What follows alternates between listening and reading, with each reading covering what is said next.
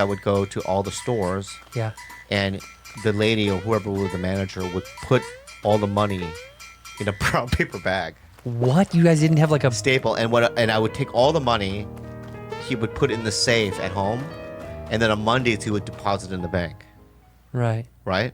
Right. So I would go to all, and I went and bought my own stapler. So you could restaple the bag? Yeah. You're such a bad kid. Right. So I would go to each store. Right. I would pay a couple $100. Right. But eventually it didn't match up with the books, so people started getting fired. Because of you? Yeah. Because of a 16-year-old who was stealing? Yeah. So like adults who had jobs got fired? I don't know, Dad. You tell me to pick it up. That was my excuse. And you think it was about 10 He grand? would never think that I would be the one. So over like a period of a year and a half, I would eventually it turned out to be like 10 grand. So every week you were doing this? Oh yeah. For a year and a half? It's supported my drug habit. Wow. Yeah. Ingenious. It's pretty smart. Yeah, crafty. Stupid for him to give you the access to that money. Yeah. But then when I went to rehab, I told him. What did he say? He was so livid. No shit. Yeah. What did he say? He didn't really say anything. His just face turned all red and all the veins popped in his forehead when I told him. But you're in a rehab with counselors and stuff. It was like a safe space to say it, right? And then he felt really bad for firing people. Did he ever talk to those people again? I think he did something. I don't know what he did, but I think he did do something. Called them and because he blamed people. He was like, "You're stealing." Yeah. That's so funny. Did your mom ever say anything to you, or she let you just get away with shit? She didn't know. I know, but when she found out, did she reprimand you or no? No, I went to rehab. When you're in rehab, it's safe, baby. That's such bullshit. Such a cop-out. No, it's not. If I stole 10 grand from my parents, they'd wait for me to get out, and they'd be like, "Oh, yeah, you good?" And they'd beat the shit out of me when I got out. But you have my mom would throw fists. You have to also understand that I did living amends. That doesn't. Look, Ed. Living amends is pure and simple. This addict idea that like because you're an addict, when you apologize, like all is forgiven. People can still want to knock you the fuck out for that. Like your dad should have beat the shit out of you for that. No. Yes. Oh, see, what you're saying to me is this, right? Yeah. I'm strung out on drugs. Yeah. Right? On the precipice of death. Mm-hmm. Okay? Mm-hmm. They're worried that I'm going to die.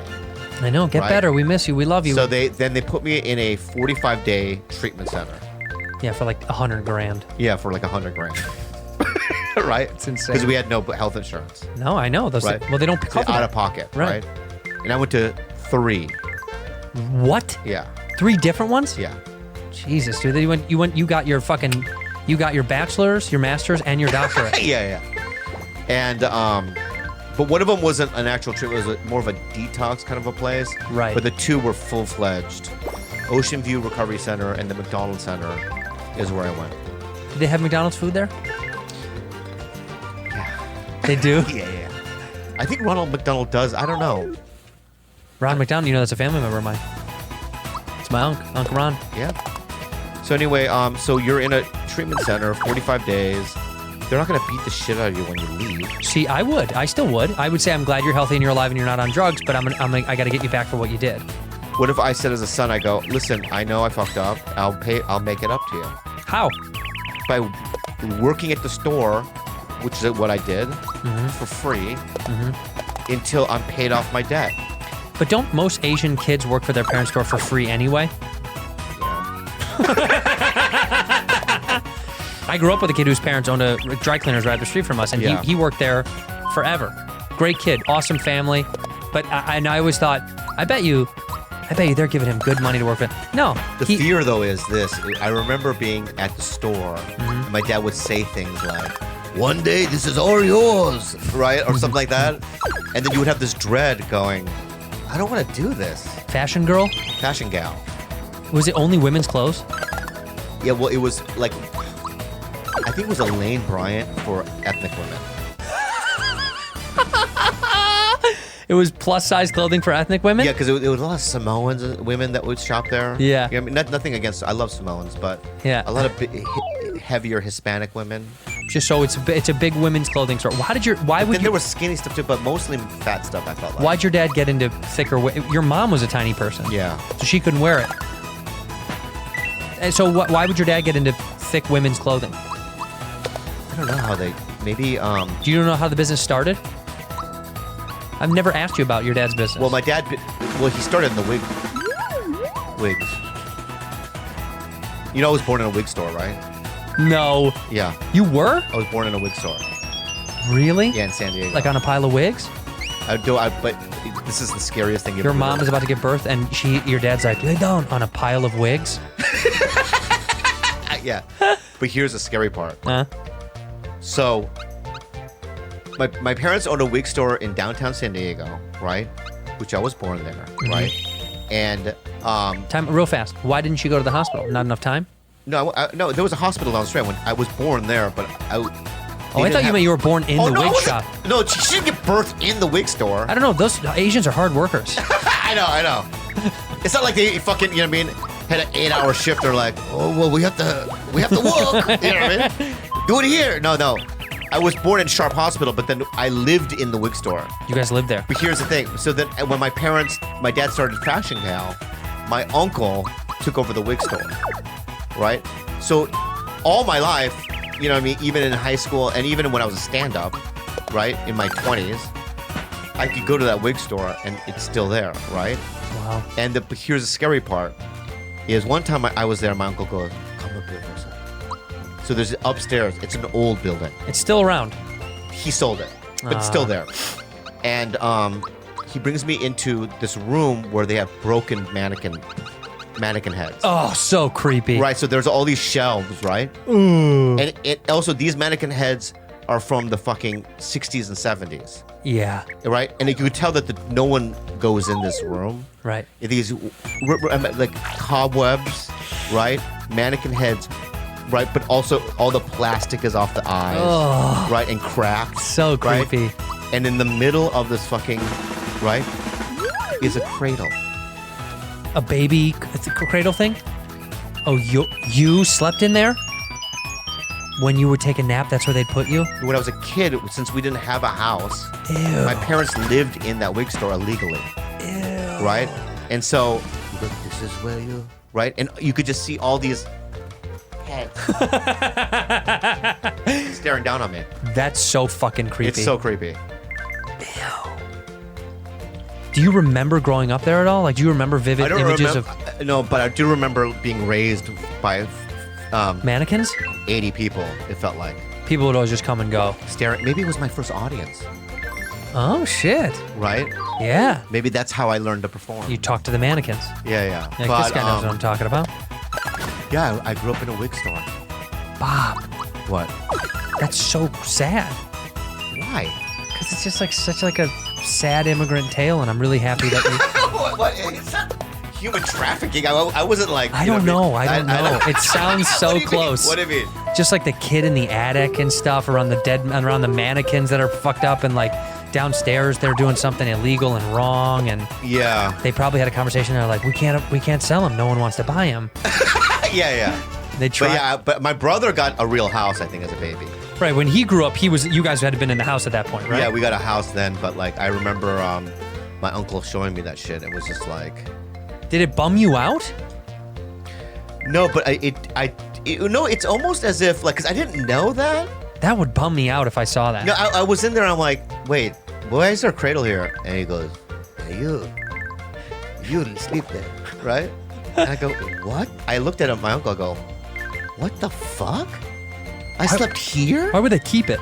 What? Why would they keep the cradle? As if we moved out, right? Mm-hmm. My uncle bought the store, and my uncle went, just close the door forever. No one ever come back in here, right? Yeah. Because it was in the end of this hallway upstairs, right? It was also, there's no electricity either on that side of the... Oh my God. Right, so you would walk and it get darker and darker as you go down this hallway. Yeah. And then by the end of the hallway, it's pretty pitch black, right? Mm-hmm. And then when you would open the door, it was as if like the walls had openings in them. Like holes punched through to them? the outside. So there's light beaming in. This is a horror movie. No. You grew up in a horror movie. So there's light beaming in, right? Yeah. So that's what I remember. That's so fucked up. That's like a creepy, creepy memory. Light shining through this tattered electricity-less room tucked away in the corner of a wig shop in San Diego. Yeah. No remember my wonder mom- you did meth. I remember my mom. I remember when my mom. You know, ethnic women, they don't know the fucking rules. Right. I remember my mom. We were at a mall. Then we moved to Minnesota. We were in a mall. I don't know why this memory brought up, but it's funny to me, right? And I remember being in the mall and my mom swimming in the fountain. Of the mall? Yeah. Just like no big, like that's totally normal. Just Yeah, get in the- yeah. My mom would do like things like that, like I knew as a kid socially. You throw panties in there, mom. Yep. Right. My mom's in there like wait, doing, washing her feet and like, you know what I mean, and like people walking by going, Did security come? no. Nobody cared. And then my mom would also do this. She would go like, we'd be at the North County Fair, which is another mall by my house when we came back to San Diego. Yeah. And my mom would go, I'm tired. And we're at the mall. Let's go home. No, but I still have to shop. And then she would just take a nap. In the middle of the mall? Not in the middle of the mall, like off to the side, you know what I mean, on a bench or something. Just squat and sleep? And she would just sleep there for like 30 minutes.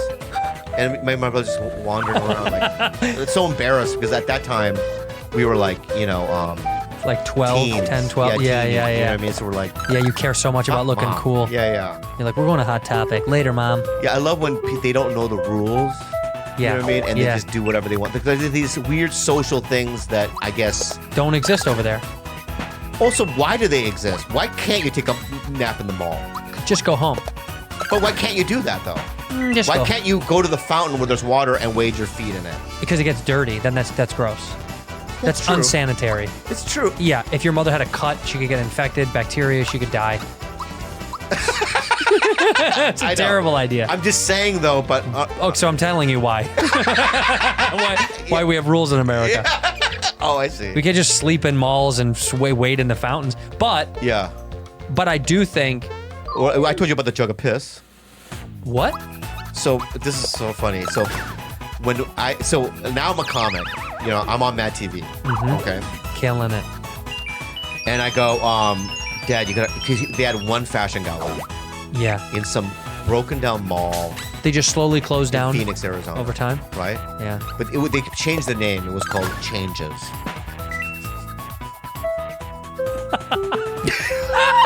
It's like exactly what's going on in his life. Yeah. Just Changes. changes. And so my brother and I, we drive to Phoenix to do a surprise visit. Is that where your uncle lives too, right? No, my uncle lives in San Diego. Oh. So I go, let's go to Changes and visit Dad. So we visit my dad, and there's no one in the mall. It's like a dead mall. Yeah. Right. Do you remember where No it was? traffic. In Scottsdale, so not Scottsdale. No, in like Fashion Mesa Square. or Gilbert, in one of those towns. Right. And we go in. Why'd you make that face? Opinion. What do you mean? I have opinion. Go ahead. Tell me the opinion. I went to Arizona State. I lived in Phoenix, so I know all about it. So what Mesa and Gilbert? What is it about that? Isn't that so nice? Okay. It's okay. They're okay. They're That's they're where my mom lives now. in Mesa. Yeah. She does. Yeah. Mesa's gotten much nicer as time. No, honestly, when I was there, it was different. Okay. It was just a little bit like, you don't go. No. Yeah. But now that's where all the fucking Who was there? no. The spring training baseball is all in Mesa now. It's fucking. I mean, it was too then, but now the neighborhoods have gotten significantly nicer. So we go and visit Changes, and my dad's standing there. We're in this store, empty mall, right? And we go, Dad. He's so happy. He says, "Oh, my sons!" You know what I mean? Mm-hmm. And we go around, right? And my dad's zipper. My dad's zipper is undone. Is his dick out? Well, it was. It turns out it was. Like father, like son, huh? Yeah. And we look down, and there's a gigantic plastic, like a jug, like where you would put water in. Like a Valley Spring. Yeah, Like a Sparkletts bottle. Yeah, filled with urine. Like a 5-gallon jug of urine. Filled up with urine. Did he not have a bathroom at the store? He goes, I cannot afford employees. So if I have to go to the bathroom, because the bathroom was way down on the other end of the mall. This is so sad. I know. Who emptied it? I guess that's why he got a big one. So he just accumulate a week, and then after me on a Friday, he would like, You know what I mean? Just throw it in the fucking gigantic Dude, the dumpster funniest bag. image in my head of your dad, like, you know how the Sparklet bottles have handles on them to carry? Yeah, yeah. Your dad just carrying 2 Sparklet bottles. As he leaves them all, he's like, have a good night. Yeah. 2 jugs of piss. Yeah. It was, That's so sad he couldn't afford it. That was at the last store? That was it, huh? then retired, and then I, didn't, and then I was just like, I don't know what to do. We gotta close the store. We gotta close the store. So, Was he gonna give it to you and your brother? Is that like a thing? No. He was never gonna... there's no way, it wasn't making any money. So I decided to send them money every month. When you started making money. Yeah, I've been sending them my parents money ever since then. You send them the same amount of money every... $500 a month. Wow. Because you were like, I want to just make sure that they're okay. I go, how much is all this shit gonna cost? Right. You know what I mean? Food, give me food, your phone bill, all that shit. Tell me everything. And I'm gonna send you this, right? You close that fucking store down. It's a money drainer. Because it was just losing right? money. You know what I mean? We'll pay mortgage on the fucking house that you have here, right? And just chill. But then they sold the San Diego, now your mom's out there. No, this is all in Arizona. Oh, that was all in Arizona. Yeah, yeah. Oh, wow. Yeah. Is she happy out there in Arizona? I'm gonna show you something. This is so sad. Yeah. I feel so bad. Yeah. I don't. I know. You just talk shit about my mom every time we bring it up, so... And I haven't said anything mean about her so far, about your mom. You talk about her cross eyes and stuff. It's one is just obviously lower and crossy. It's just... Yeah. Like that picture when I go with your Instagram sometimes. and I Your see mom is a chupacabra. Huh? Huh? Chupacabra. Oh, really? Yeah. Okay. All right. So if you talk about my motherfucking mom, Yeah. right, again, right, your mom is a fucking beast. Remember that. She spawned a fucking dirty beast like you, right? And you guys are fucking animals, right? You know, at nights I hear coyotes, right? I go, Mrs. Santino. I'll yell that on the That's fucking. not even her name. That's not even her name. Whatever her name is. Yeah, you don't know. What I mean? Well, you know, I don't know her language. I don't know that language, right? So don't ever fucking come at me about my mom. Okay? Yeah. I take a bath in the fountain. Oh. Yeah. So this is our exchange, my mom and I, Yeah. since the pandemic. Every night, she sends me a meme, right? Beautiful and sunny day. Not too hot or cold. The perfect weather. Love, woman. At first, I thought this was Hiroshima. It's a sunset. I know, but at first I was like, what the fuck? She's lost her mind, right? Right, she'll send me this, good night and sweet dreams, and just some... That's really sweet. Flowers? That's yeah, cute. But she does it every fucking night. And what do you send back, Bob? Bob. I'll say stuff like, stay safe out there, Mom, please, I love you. That's love you, sweet. Mother. That's nice. You know what I mean? She sent me this the other night. I'm not perfect, but I'm always myself. That's really sweet. Yeah. She's a sweet And then I never woman. even read this. Let's read it together. Yeah, let's hear. If you knew how hard it was, how long it took to rebuild my little universe of peace and happiness, then you would understand why I'm so picky about who I allow in my life. Get it? Is your mom like a teenage white girl? It's the weirdest. That's so strange. It's so strange. Yeah, so she said, you know, and this is, here's a weird one. I just saw this one, right? It says, stay safe, but what the fuck is the... It's the it's like the symbol they use for depression when people are depressed. But that's strange, right? She's trying to tell you something. You think she is? Yeah. Stay safe. She's I'll like, kill myself in yes. 4 months. Stay safe. I'm not gonna be. Yeah. Did you finish your pump? Yeah. Let me see it. Let's see the pump right now. Oh, I'm excited to see the pump. What do you mean it's bad? I bet you it's not bad at all. All right. Oh, yeah. Wow, that's cool. Show it to that camera. That's your camera That's over actually there. really cool. Oh, that looks awesome. So that's And she put BF there. yeah, bad friends. That's the one. That's Mike from. No, is that Mike Wakalski? Oh yeah. That's what it looks like. What's his name? Mike Wakalski from. It's one eye, right? Yeah, he has one eye. Yeah. Isn't that his name, you guys? Yes, Monsters Inc. Monsters Inc. Yeah, but his last name was Mike. You know what? I didn't get that. I've never seen anything like that. I think that's creative. It's awesome. You made the little eyeball.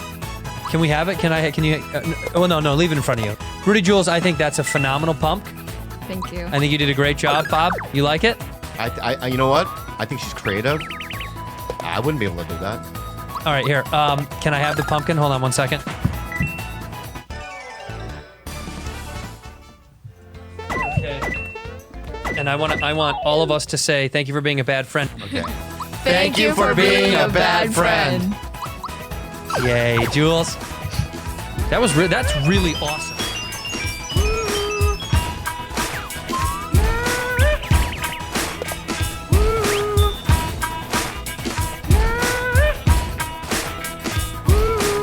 But it was in my head, I built this idea where it's like, nah, you're not an artist, you're a scientist.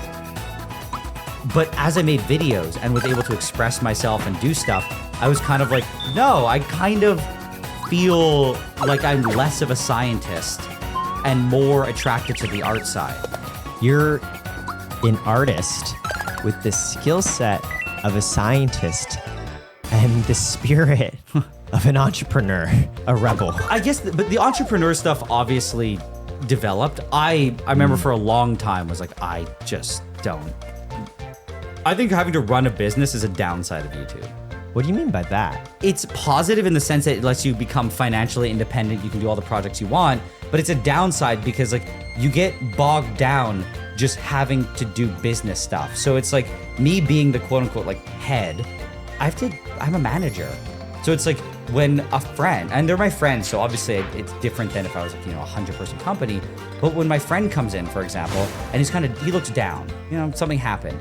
It's like, I'm not just gonna go, oh, dude, just do your work, go on the computer and do work. No, I'll have to take like an hour or two. I'll talk to him, make sure that he's like, good. And if he's really not fit to work that day, it's like, go home, like go take your time off. But it's like, I would over time spend less and less just being on my own filming stuff and more like getting involved with people management. And because even though they're my friends, they are technically, since they're on payroll, they are employees and you have to treat them properly. I mean, not that if they were my friends, I'd treat them badly, but it's like you end up spending more of your time doing stuff like that. Oh, there's a leak in the roof, which I guess you always have to deal with. But then it's like, okay, we're gonna have to do this and that. And like, it ends up being, since I'm the head of it, I have to sign off on stuff. I have to get onto like meetings for things. And even just for a while, we were spending a long time trying to just do taxes. We're still dealing with taxes. Because you're also a Canadian company, Yeah. I imagine, who operates with US companies. You have to like log everything you buy. You have to set everything up properly. And then it's like my mom who's doing all the accounting stuff. I have to have meetings with her going over like my purchases. We have to categorize things.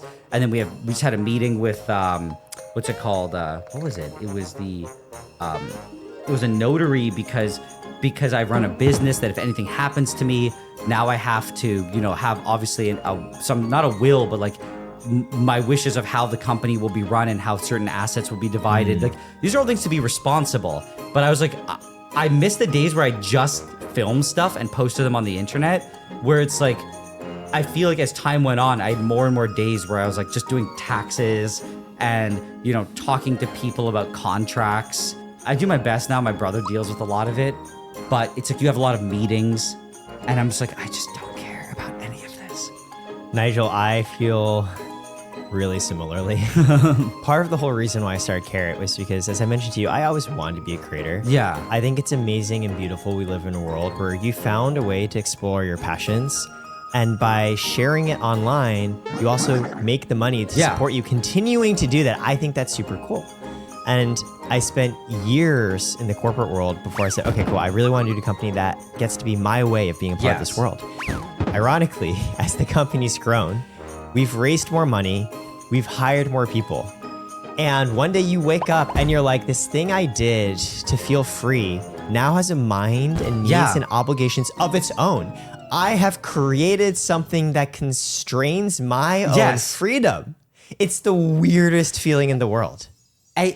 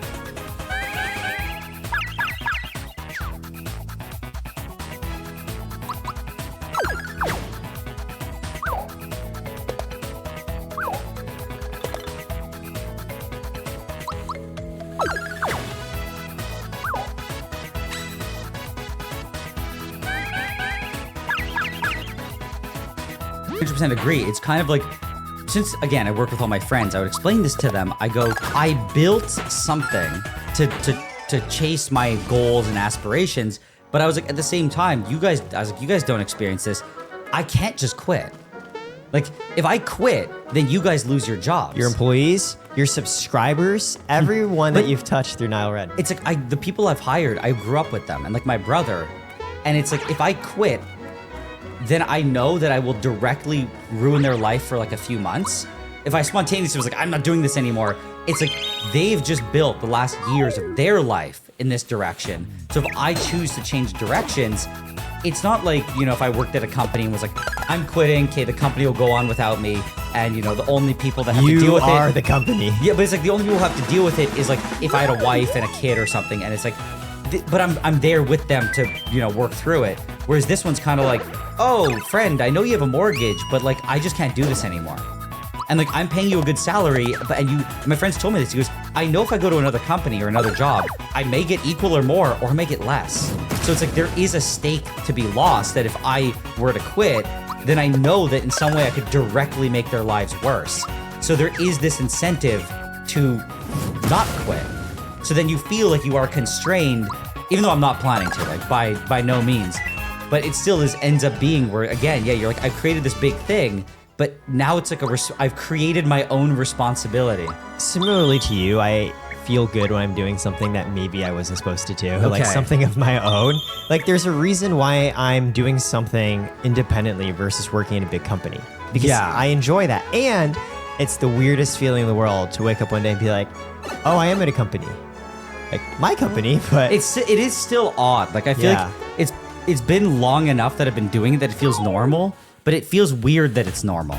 You just described, like, that is a terrifying feeling that I think about as well. You described, hey, if I were to stop doing this, which you're not planning to, but if you did, your friends, like, they financially support themselves through your work. And I feel like there adds just a bit of pressure beyond the very pure desire to, I want to just make cool things and film videos. Now there's like a little additional pressure around, oh, and if I don't do a good job, like, I may or may not fuck over my friends. My way around that ultimately is I tell them very transparently, expect to not have a job in 5 years. So what you need to do is learn the skills now that you can start your own career without me. So it's like, I'll tell them, you can borrow any equipment you want, you can do anything. This should be your goal. Not now, but it's like over the course of like years, film your own content. Find what you're really, really good at and think about your marketable skill, because as time goes on, it's not going to be a shock. You're going to know years in advance if I ever plan to stop, but it's like, that will be, you should already be on your road to going, hey, I kind of don't need to work for someone anymore. Like I can be an independent on this or that. So it's like, that's my way around it, is to try to like give them those opportunities. It's like in transparency, I'm telling you, learn how to fish, because one day fish might not come from me. Yeah, so in general, like I said, I'm like, you can borrow any equipment you want, you can do this and that, because it's like, and you can use the facilities to film stuff if you want, just to try to encourage this. Or if you find it, not even filming, it's like if you find there's like a skill that you want more help in, I'll help you. I'll do this and that, like do whatever I can that you feel like you're becoming more and more independent. And over the years, I think it has been working, where it's like you give them more and more freedoms to try things and, you know, test things out. So it's like giving them budgets to just spend money on like things that they think might work. But it's like you build these skills out that one day they won't need you. Have you found your creative decisions affected by now the business needs of Nile Red LLC? I think I'm in a very unique position where this answer can be kind of no, because my brother and I always talk about like our overhead, but thankfully we were pretty lean to the point that like our overhead is not nothing, but it's covered by not a huge part of the business. So it's like, I don't ever feel immense pressure to be like, I mean, sometimes I do.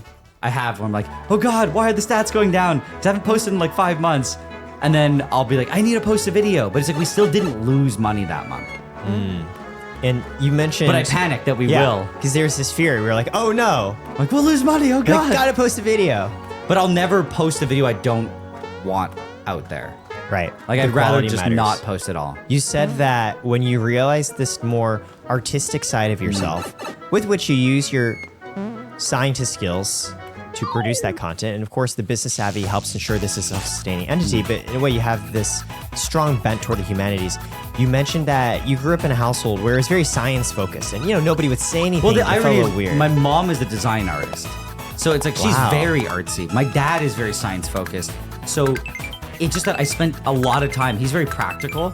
So I spent a lot of time in the garage where he had like all the, you know, all the tools. I don't know, it's like in my head was often, well, science is where it's at. So when you decided to move toward YouTube, how did your family and parents react? My dad never said anything. I think my dad actually gave me a space in the garage, and he suffered because he had nowhere to work for like 2 years. But my mom was always just worried, being like, my mom wasn't anti-arts. She was anti going into something that you might struggle with, like financially. Because my mom saw it in the art. She's like, I know some people who became multi-millionaires as design artists, and I see some people who had to just find another career. Where she's like, I see if you play your cards right in sciences, like you go into medicine or something, It's more certain. the job you get and like it will be more certain. So my mom was more just like, it was out of worry for the future, not that she was against. I mean, she's an artist herself, like she's not against it, and she loves doing it. Like our whole office, she designed it with me. Wow. So she really enjoys like art and design. She just was worried. Like even my brother wanted to become a teacher, and you know, like the teacher market is, you know, not necessarily that fair. It doesn't necessarily pay. Yeah, what they deserve. So my mom was just worried, being like, if you become a teacher, because my dad was actually a teacher, so she saw the salary and what it was all like. She just worried that he would then go through the same struggle of, my dad had to do other jobs too. His teaching job wasn't enough to support the family. So my mom was like just kind of prodding my brother not to go into teaching, which I think bothered him. But then I hired my brother because I was like, look, what we do is teaching. So you can get that. And at the time, I mean, we were making no money. We basically made $0 a month after paying out, like, I didn't pay myself. I just paid whatever I needed to survive. And then I paid him, I think, like, very little, like borderline. Wow. It was like I matched the salary that he had working at Walmart. That's what the salary I gave him when he first started. And after that, we had no money. After that, and like paying for the project, we had no money. But Corey's like, hey, look, I believe where this is gonna go, and I get to teach. This like satisfies me. And so after that, I think my mom got pretty concerned when both her sons are now going down the no money route. But then a couple years later, we actually started making money, and my mom's like, Actually, I think it took her until like last year that she stopped worrying. So maybe a year ago, your mom's like, okay, this is working. But for a long time, I imagine she sees her first son go off to pursue a career that, just, It's unprecedented. it's very scary, And very then- uncertain. And then you recruit Yes, her the other other son, son. your brother, to Yeah. also go join in. That is scary. And my mom's like, oh God, they're going to just be poor forever.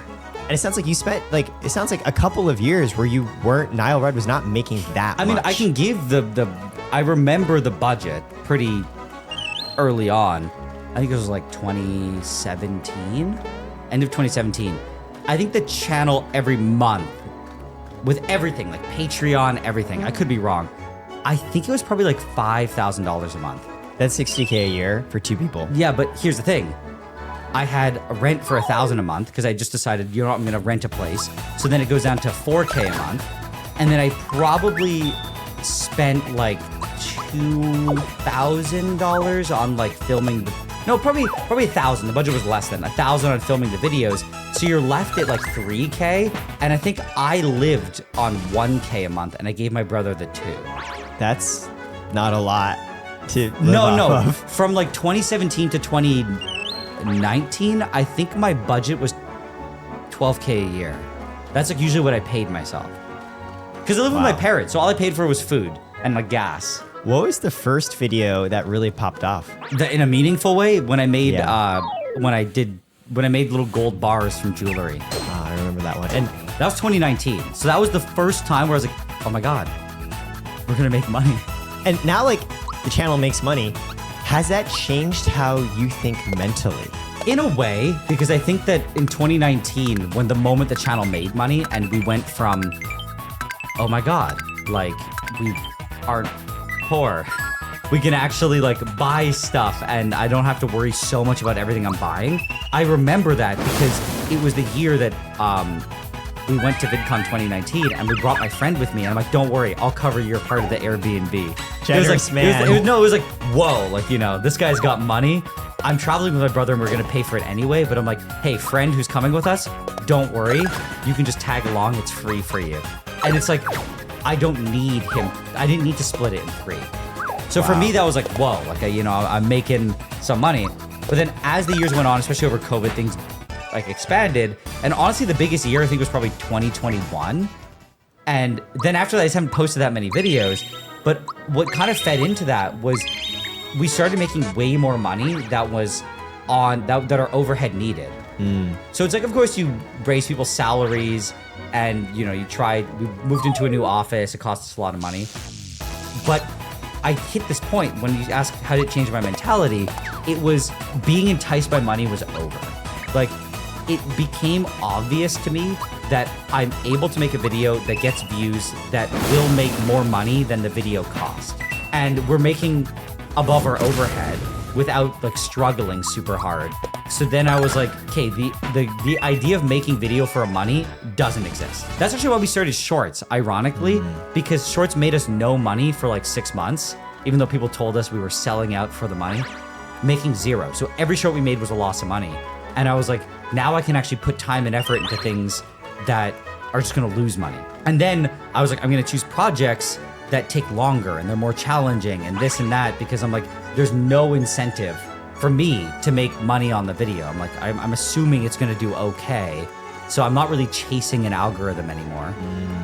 Every time a video does well, I'm not like shocked and trying to chase that high. I just kind of was like, like it'll probably do okay. Now that you've reached a place of relative financial It's just stability. It's just straight up Exactly. stability. Yeah. You can make videos without necessarily being like, if this one doesn't do well, I'm screwed. Now that you've reached it, are you happy? It's a very good question. I think happiness is just literally if you're looking at a balance sheet and you're in the positive. So it's like, I think for many years was everything has to be right for me to be happy. Whereas now it's like, I just have to feel like things are going in the right direction. And that to me is fine. And like, I'm happy with that. So it's like, I think overall I'm happy, but I would say I'm not completely satisfied. And that's like there's a lot of reasons for that. What are some of those reasons? I think that one thing is like running the whole channel on your own is a lot of pressure. So you inevitably have like stress constantly. And particularly over the pandemic, it got way worse. And I've started to realize like I have way more physical stress symptoms than I thought I would have. Like in the past couple of years, like just permanent indigestion all the time. And I've realized, well, it's not permanent. When I'm stressed, it is. And I started to realize that I had all these stress symptoms for years that I just was like unaware of them. So how do you get rid of that? And you go, okay, well, remove your stress. And you go, okay, what's causing me stress? Well, it stresses me that I spend 8 months on a video and there's nothing to show for it. Well, no video to show for it. Feels like I'm going nowhere. So it's just, how do you fix that? I don't know. You ask people, they go, well, I mean, it's so individualized that like you're sitting there with no solution and almost nobody can help you, but you do need help, but you also can't, you know what I mean? It's just like you're just kind of stuck there, but you also don't want to not be there. In a way, the challenge of I have spent 8 months on this video and it hasn't come out, in a weird way, is a challenge you wanted. Yes, and I love that I'm doing this project. Yes. This project is amazing, and I know that I've enjoyed it a lot over the time that I've been doing it, but at the same time, I'm stressed that I'm not putting videos out. Yeah. It's like, in a way, you chose to stress, and you're happy existentially you gotta have to stress. That doesn't change the fact it's a lot now that you're also supporting your brother, your mom's working with you. Yes. To know there are business needs waiting on you to get this video out, that is stressful.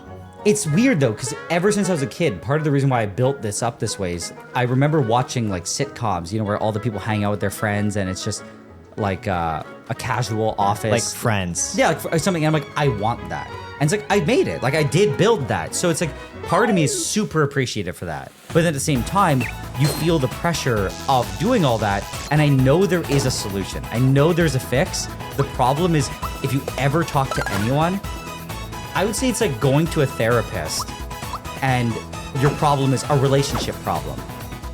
The therapist can't just have a cheat sheet that they read 3 words and it solves your problem. It's like they have to know who you are, your history. It's like it's so individualized how to solve your problems that it's like almost I feel like I need a therapist, but for like a business sense. I guess that's like a consultant to kind of like fix these issues. But the problem is YouTube, and they don't know chemistry, and there's so many like weird nuances that I've spoken to so many people, and the number of times where people think they can help, who are like very successful themselves, that they go, I don't know, just I figured it out, and I hope one day you can too. And I'm just like, okay. So I feel like, sorry, to answer your question, it's like I'm happy in the times where I feel like I am figuring it out, but sometimes you do hit like times where you're like, oh my God, like, I'm not figuring it out. You imagine having more people will reduce your stress because there's more people But it's helping. more stress because now you're responsible. Because you for now them. have to, and so I can see when I ever have a problem, I'm like, we'll just hire a guy, we'll do this. Makes it worse. But it just makes it worse. You hire people going, oh, it is fixing the problem, but then you don't realize that having so many people, it starts to become a stress of its own, and that might not have been the optimal way to solve it, but who is to tell you that that's not the optimal yeah, way? because we all learn just by going through it. And you can ask to me, I go, I have this stress, should I hire someone? They go, that could help. Yeah. And you only hire them and you keep doing it and you go, hey, wait, 2 years later, I don't think it did help. It's impossible to predict. Sometimes I have people who come to me and they're like, hey, I could do this for you. Like, Yeah, you should bring classic. me on and I'll make XYZ easier. I always go, but if you don't, my life's worse. Right. And like what goes through my head is like, I really appreciate you and I know you want to help and I genuinely think you could. I just don't have the bandwidth. And Yes. they're like, wait, I don't.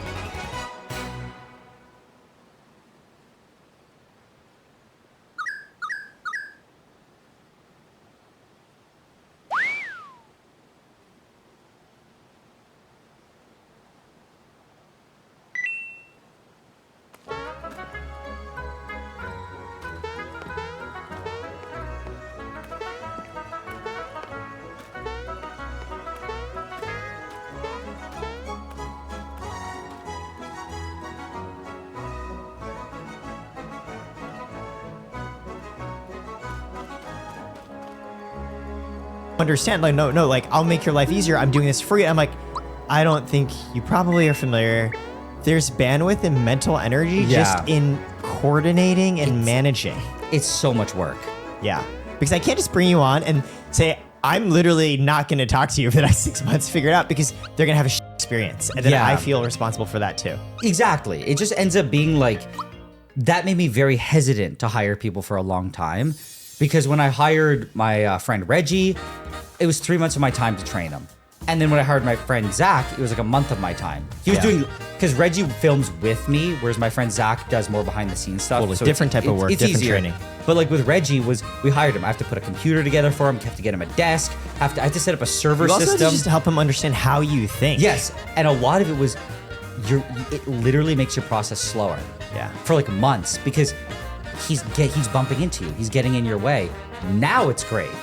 But after you two spent the time together, it's meaningful investment. And It's a very meaningful investment, but it's like before that.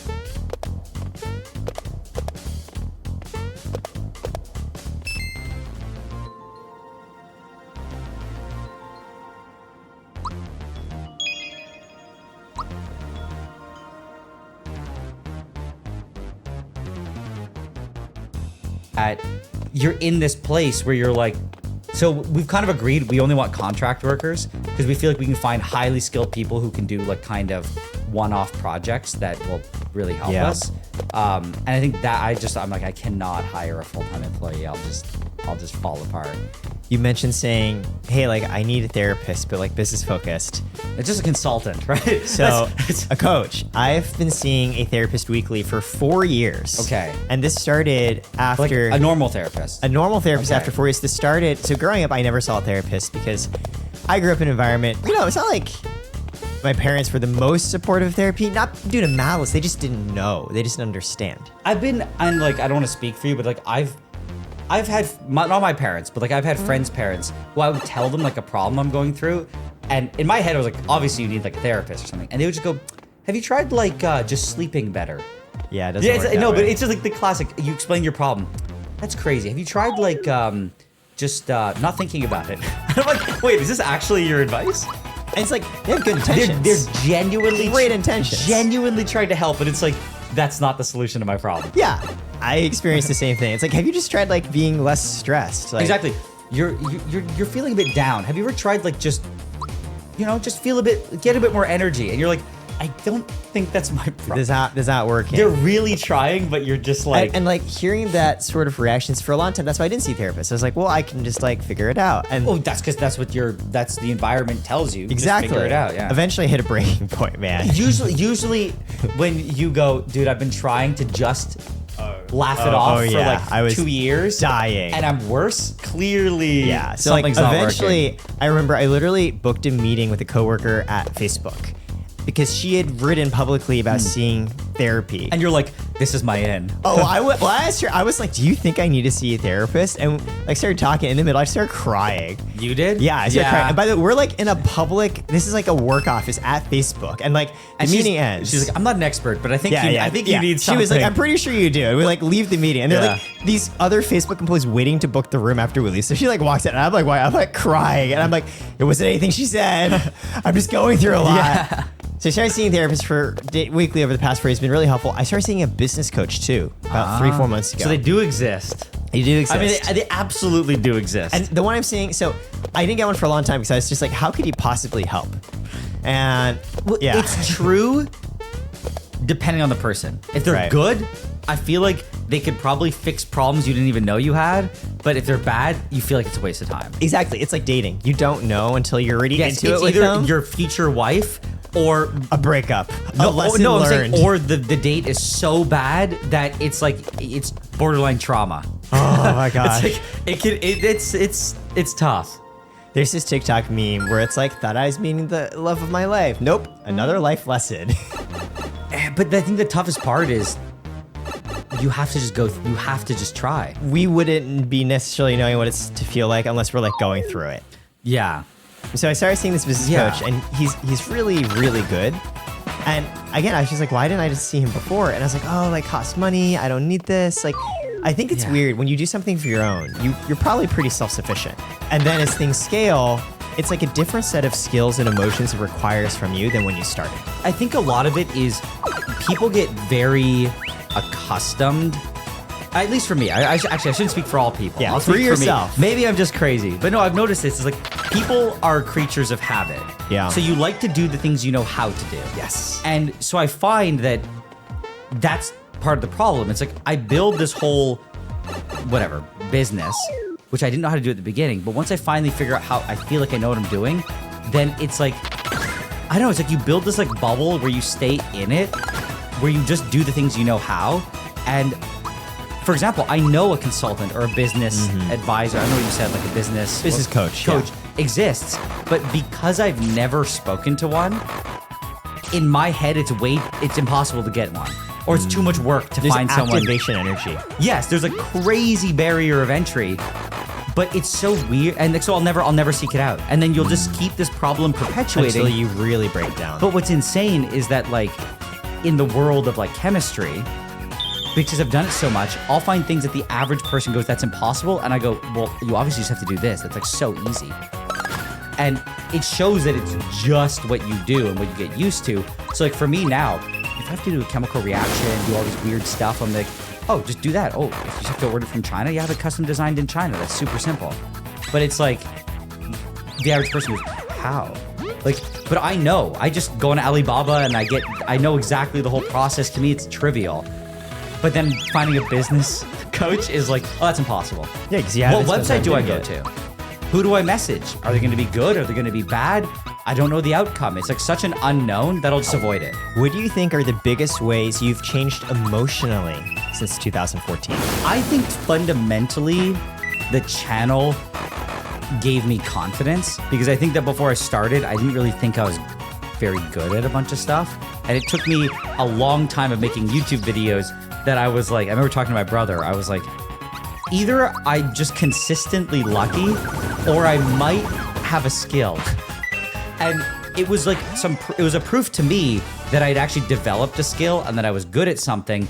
And I remember feeling like I'd talk to people at YouTube and go, no, I know what, like I felt like I had knowledge and I was like, hey, I'm confident in something. Whereas before I was always very self-conscious and didn't have a lot of self-esteem about things. So I think personally, mentally it made me way more confident and probably like gave me more like self-value because I realized I'm like, hey, I actually have a skill. I would also challenge myself. And when it turned out, I was like, hey, I'm also capable of doing things. After years of that, I fundamentally felt more confident and more, I guess, like my self-value went up. Yeah, it's almost like a meta level.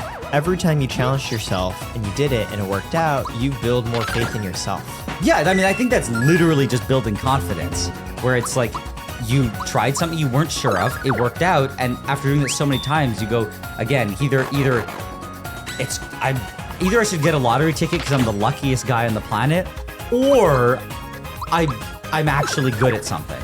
The moment I realized that, I'm like, hey, I can't.